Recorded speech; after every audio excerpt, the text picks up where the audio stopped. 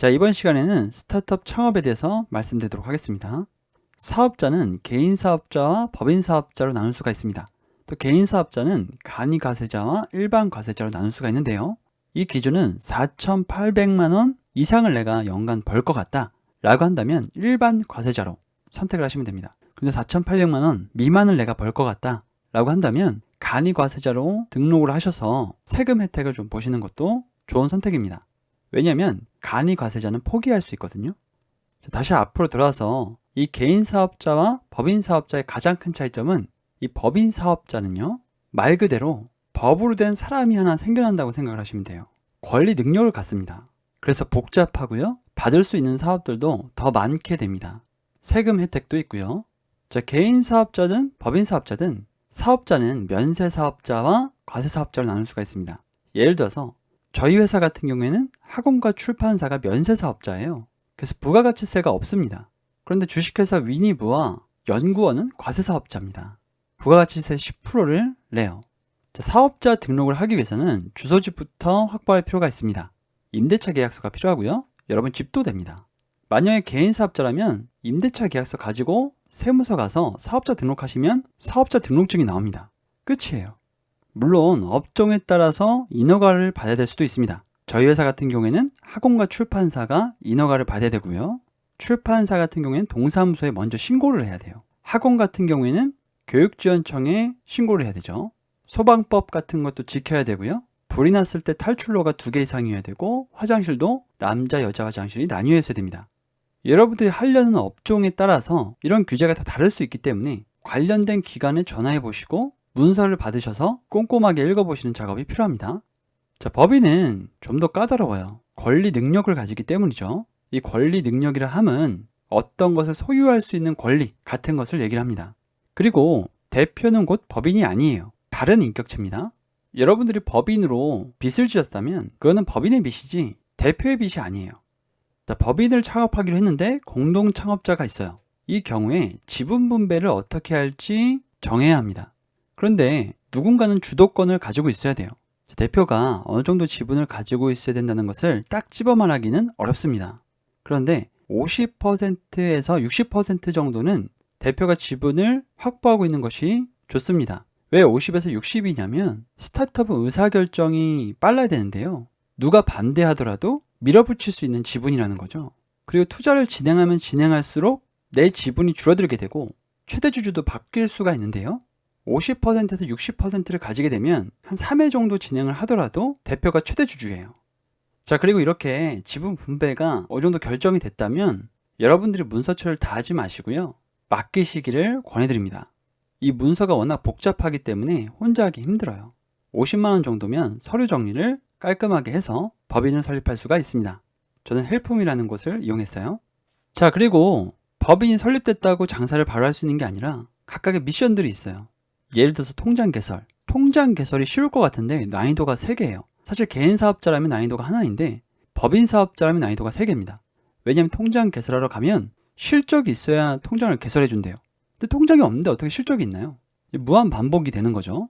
저희 같은 경우에는 이미 미디어에 실적이 있었기 때문에 법인 통장 개설이 그렇게 어렵진 않았어요. 사업자 등록증이 나왔고 통장이 개설됐다면 카드기는 바로 설치할 수 있습니다. 온라인 매장은요, 조금 까다로워요. 준비해야 될 서류가 5가지에서 6가지 정도 됩니다. 필요에 따라서 업종을 추가하셔야 될 수도 있습니다. 자, 공인인증서의 난이도는 통장 개설 난이도와 똑같이 잡았는데요. 그 이유는 통장 개설의 이유와 같습니다. 자, 세금 납부는요, 난이도는 없고요. 이거는 날짜를 정확하게 체크를 해야 돼요. 언제 부가가치세 납부, 4대 보험료 납부 이런 것들을 대표가 꼼꼼하게 챙겨야 됩니다. 저도 2번 정도 벌금을 냈어요. 고지서가 날라왔는데 그날 바로 처리하지 않고 미뤄뒀다가 지급기한을 놓친 거죠. 그럼 과세돼서 나옵니다. 안 내도 될 돈을 또 내는 거죠. 자, 월급은 별 3개인데요. 월급에 대해서는 조금 이따가 채용 부분에 가서 말씀을 드리도록 하겠습니다. 회사가 월급을 줄 능력이 안 된다면 처음부터 무리해서 직원을 채용해서 가시는 것은 저는 반대합니다. 자, 채용은 난이도 4개고요. 시스템 구축은 난이도 3개. 국가사업은 난이도가 무한대인데 지금 빨간색으로 칠해진 부분들은 뒤에서 다시 한 번 더 설명을 해드리도록 하겠습니다. 자, 가장 먼저 채용이에요. 좋은 인재, 앞으로도 함께 할 수 있는 사람이 같이 했으면 좋겠죠. 그런데 여러분에게 채용할 자금이 있나요?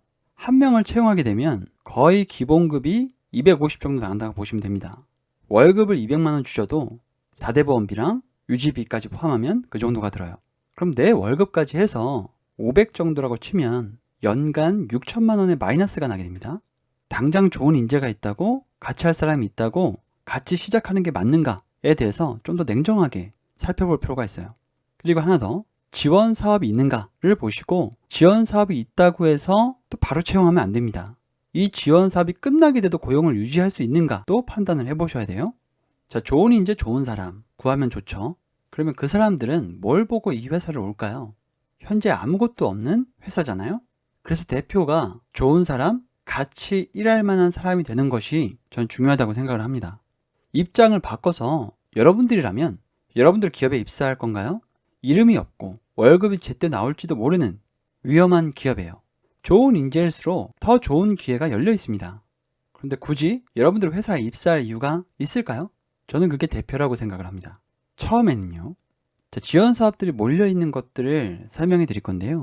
제가 전국에 있는 모든 지원 사업들을 파악하고 있지 않아요. 그래서 제주도에 한정돼서 말씀을 드리도록 하겠습니다. 제주특별자치도에는 일자리 지원 사업 통합 플랫폼이 있어요.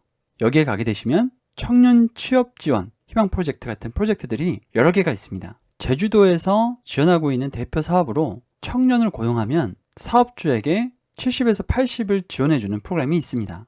안정적이게 청년을 고용할 수가 있는 거죠. 자, 이건 테크노파크의 공고인데요. 이런 공고들을 유심히 보실 필요가 있습니다. 2019년 9월 24일에 추가 모집 공고로 뜬 거예요. 인건비 지원이고요. 지원 금액은 연봉 2,400만 원 기준 90%입니다. 2년 지원인데 계속 고용 시 1년을 또 지원해줘요. 굉장히 큰 금액이죠. 자, 고용노동부 사업은 굉장히 많아요. 그런데 얼마 전에 그린 뉴딜과 맞물려서 청년 디지털 일자리 사업이라는 게 나왔습니다. 이건 청년을 고용하게 되면 월 190만 원씩 6개월을 지원해줍니다. 이 사업이 나오고 많은 기업들이 청년을 고용하겠다라고 공고를 냈고, 지금 이 디지털 자폐어는요, ICT 기업과 이 ICT 기업 취업을 준비하는 청년들을 만날 수 있게 하는 행사였어요. 어제 했습니다. 제가 여기 있죠. 중소벤처기업부에 가시면요, 여기도 마찬가지로 많은 지원 사업들이 있는데요. 저희는 하지 않았지만 초기 창업 패키지라고 해서 초창패라고 부르는데 많은 기업들이 이 사업을 하고 있습니다. 사업화 자금을 최대 1억 원까지 지원을 해주고요. 3월 정도에 공고가 뜨니까 그 전에 작년 문서를 한번 읽어보시고 준비를 해주시면 좋을 것 같습니다. 자, 스타트업을 창업하면 내부 시스템을 구축해야 되거든요. 일은 어떻게 할 것인지, 목표 설정은 어떻게 할 것인지, 프로덕트는 어떻게 만들 것인지, 전략적인 부분부터 대반은 어디에서 할 것인지까지 많은 부분들을 신경 써야 되는데요. 저는 보통 슬랙 플러스 트렐로 플러스 노션 사용하시라고 말씀을 드립니다. 카카오톡으로 업무를 보게 되면 불편한 점들이 많아요. 그래서 업무용 메신저 솔루션인 슬랙 같은 솔루션을 사용하시는 것이 좋고요. 요즘에는 구글 워크스테이션도 많이 사용하시더라고요. 전체 칸반 보드는 트렐로로, 문서 정리는 노션으로, 일정 관리 같은 경우에는 구글 캘린더로 하시면 좋습니다. 자, 노션은요, 간트 차트도 제공하고 칸반 보드도 제공을 합니다. 간트 차트 같은 경우에는 프로젝트별 일정을 한눈에 볼 수 있게끔 차트로 나타낸 거고요. 칸반 보드는 놓치는 일이 있는지 없는지, 전체적인 업무 플로우는 제대로 흘러가고 있는지를 확인할 수 있는 보드입니다. 자, 저희도 이렇게 채용 문서 같은 것을 노션으로 정리를 하고 있고요. 홈페이지에서 입사 지원을 누르게 되면 이 채용 문서로 연결이 되게 됩니다. 그리고 칸반 보드죠. 나중에, 진행 중, 완료 이렇게 나눠져 있고요. 노션으로 역시 작성이 되어 있습니다. 트렐로도 역시 비슷하고요. 자, 그리고 한 가지 강조해드리고 싶은 거는 국가 사업의 경우에는 여러분들 본연의 길을 잃어버리기가 굉장히 쉽습니다. 그래서 별표를 그렇게 많이 놨던 거예요. 또 이 국가 사업이 끝나게 되면 스스로 자생할 수 있는 힘이 없기 때문에 또다시 국가 사업을 하게 됩니다. 자생할 수 있는 힘이 없는 거죠.